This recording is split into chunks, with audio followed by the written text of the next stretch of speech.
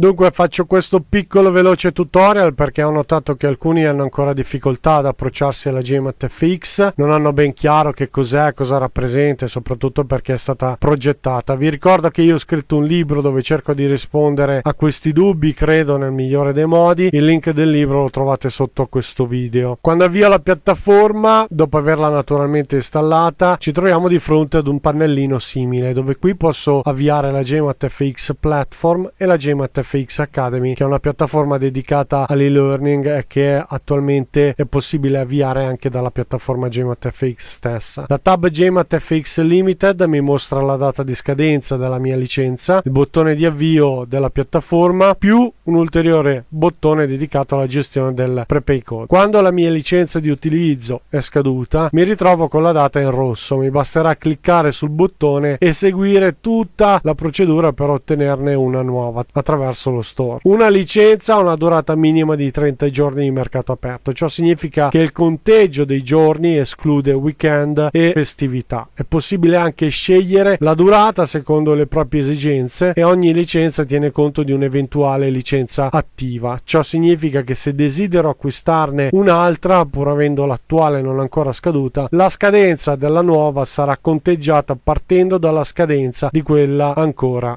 attiva. Nella tab GMAT FX Academy trovo il bottone dedicato all'avvio della piattaforma e-learning. Quando acquisto un pacchetto formativo ottengo un prepaid code. Naturalmente questo codice andrà inserito nel pannello che si aprirà cliccando questo bottone. Torniamo alla GMAT FX.